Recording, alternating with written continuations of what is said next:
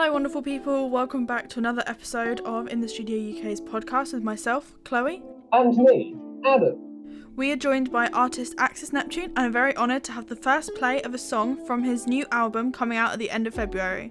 Make sure to like, subscribe and turn on notifications to never miss an episode. We don't want to keep you waiting too much, so we better get on with the interview. Take it away.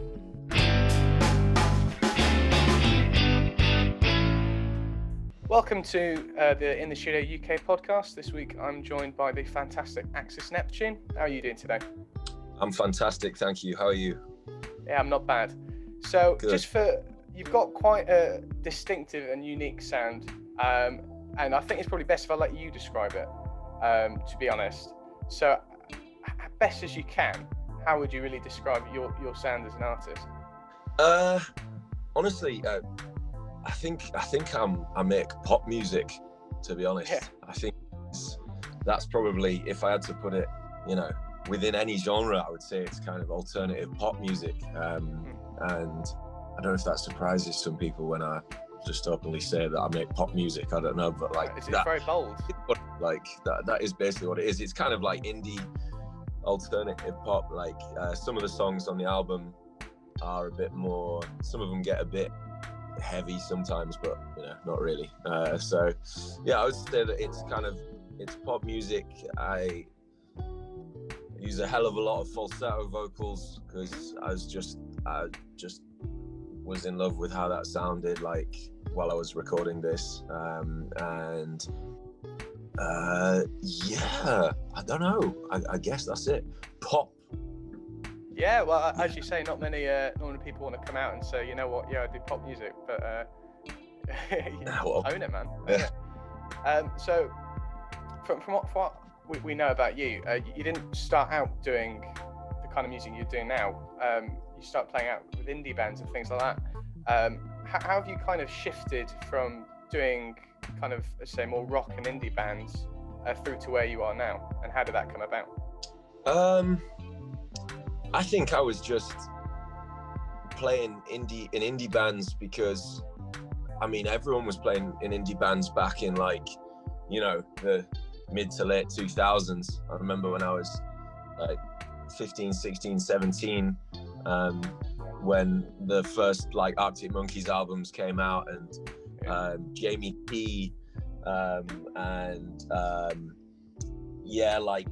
Bombay Bicycle Club, Two Door Cinema Club, that kind of wave, I was just one of those kids. Swept up in it. And they're super easy songs to play. Not easy songs to play well. No, they're not easy songs to make sound good, but they're simple at least, structure-wise in the chords. But yeah, so I think I was just doing that when I was younger, and one song that really inspired me. I love soul music. I really, really love soul music, and I love hip hop and electronic music as well. And when that song Redbone came out by Childish Gambino, I heard that, its debut on BBC Radio 6. I remember I was destroying a kitchen somewhere in Scarborough, and I heard that song and I was like, holy shit, that is incredible. Then I started listening to more alternative pop, and myself, I started producing, getting into producing myself. I've only really been producing and making music like that for just over a year. Before that, I was playing with another band and my bandmate was producing, but I was just playing the instruments. So I guess that's kind of how I got into it. And also just lockdown, just spending so much time on my own in my bedroom and just making loads of weird noises and not really caring, and then suddenly being like, found the shift from just playing to now producing your own music? Do you prefer it, or does it make you more creative, or would you rather just in a non-lockdown world just be playing all the instruments and leaving it at that? No, I am so much happier than I ever have been, just creating and having my own project, and I'm really into videography as well, and so now I'm getting more of an opportunity just to make, if I want to make a music video, I can do it, and I'm now working with quite a lot of other musicians, making helping them to make videos as well. And I mean, I love playing live as well, man. Like, I love both. I don't know which one I prefer, but this project definitely has given me so much creative control, and so I'm just kind of at peace with it. Yeah. Speaking of the videography and things like that, I saw Sparrow Productions. Is it something you're a part of? Is it? So how is that? Yeah. What's that to do with? Well, as you can see, we're extremely small right now. So basically, what that is I'm working with a very close friend of mine who is a very talented director, and although I'm doing quite a lot of the legwork, he is guiding me with this. And what we're doing is we're trying to do a little series where we introduce artists mainly from indie and the hip hop scene in Beijing to the world, because I think there's loads of really cool subcultures here, and just a multitude of incredibly talented musicians. So we're going to be working with probably a lot of Chinese musicians, and we're going to hopefully get some music videos made, do some sort of like up and coming, ones to watch sort of videos. It's really in its infancy right now, this project, but hopefully it will work really well. I mean, it's not too dissimilar, although we're not in direct competition because I'm in Beijing, but the idea, I guess, is maybe kind of similar to what you guys are trying to do, but mainly focused on the video side of things rather than like hosting and stuff like that. So speaking about obviously you're in Beijing at the moment and you've got all these fantastic artists around you. What inspired you to move to Beijing? Because it's a long way from the UK where you've obviously grown up. Well, when I studied Chinese. I've studied that language for quite a long time, and I was living in London about 2 years ago, and I just done a master's degree in Chinese politics, and I was just like dead broke in London, and I was like in a band, and it wasn't going in the direction that I necessarily wanted it to go, because I think it was a lot more important to me maybe than my bandmate. I'm sure he wouldn't mind me saying that. And so I just up and moved. I was just like, fuck it, I'm gonna go to Beijing and just see what happens. And then I came over here, and I'm still here now. To be honest, I think if it wasn't for coronavirus, I would have moved back to the UK by now. But right, it's not a bad place to be, because they still have. I mean, I just played a show a couple of days ago. I got another show in 2 weeks. Like, we still got live shows are going on here, and from what I've heard, that is not the case back home. So. No, certainly not. Yeah. I think everyone listening to you is very jealous at the moment, talking about performing at live shows, and even being able to go to a live show would be great. What's that kind of scene like in Beijing? How does it compare to what you've experienced in the UK in terms of the live scene and things like that? It's pretty good. There's a good live music scene here, and how would I compare it? I mean, if we're talking about sort of like the indie scene, or like, up and coming bands and stuff like that, it's definitely way more established back in the UK. But there's all sorts of reasons that over the last 2 years, the music scene in China, especially like original musicians, it looks really promising. They recently, there's this, one of the most popular TV shows in China is this show called Big Band, and it's like a reality TV show like X Factor or something, but they have original bands playing. I was quite shocked because they're really, really cool, and I'm not shocked because it's in China, but to have a program like this on UK TV, we would just never have it.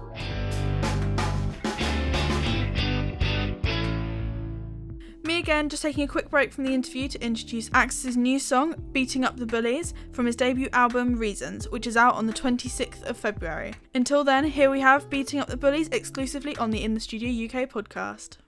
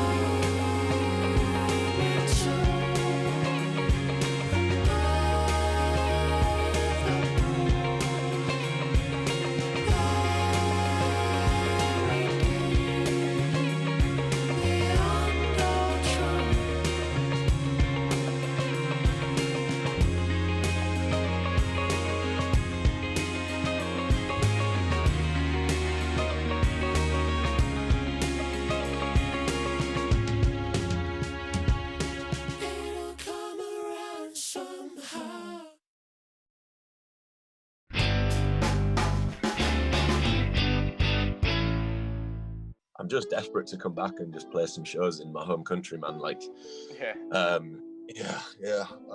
can't wait to do it. But I guess at least I can, you know, by the time I get there, I'll probably be a bit better live, you know. You're well honed. Yeah. So you mentioned whilst you've been out in China, obviously lots of artists you've been around with, whether just doing videos or collaborating with.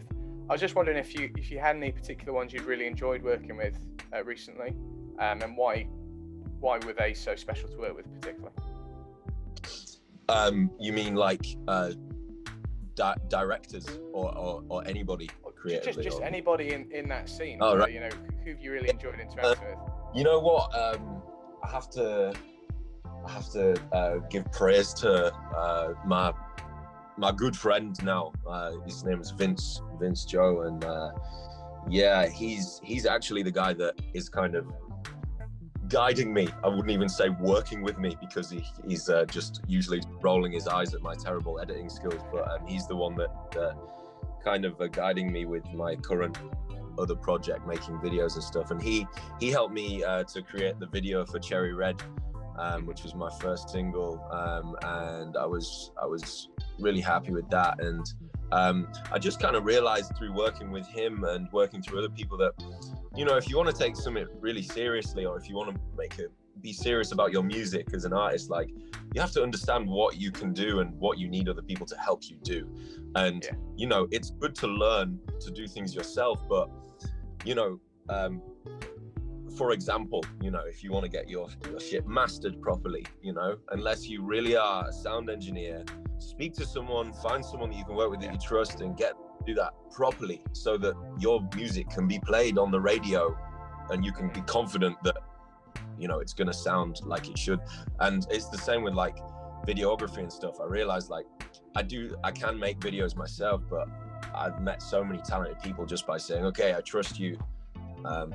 Off you go. So that's somebody who inspired me quite a lot, and it feels weird talking about him now, because he's a close friend of mine now. But probably that gentleman.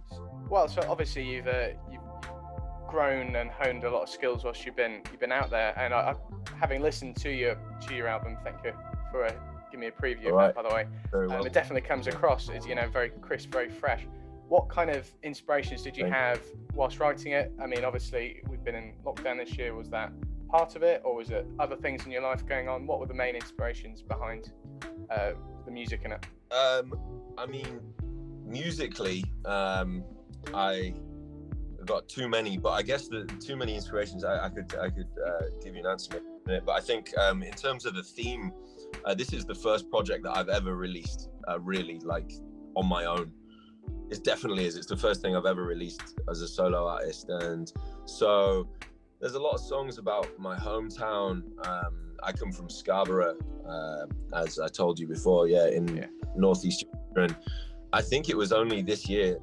I mean, I was too scared really to sing on stage for a long time. I was terrified, and so a lot of these songs, they're just about me and sort of like that battle that I had with myself, because I just feel so guilty about it, because I'd go home and I'd be like, God, this is what I want to do, but I'm just so self-conscious, and then I'd feel so shit about being self-conscious, and and so I just started writing about that, and a lot of songs are about that. A lot of them are a bit like literal, like beating up the bullies, you know. That is just a song about wanting to beat up somebody who makes you feel like shit when you're younger, but you just run away instead, stuff like that.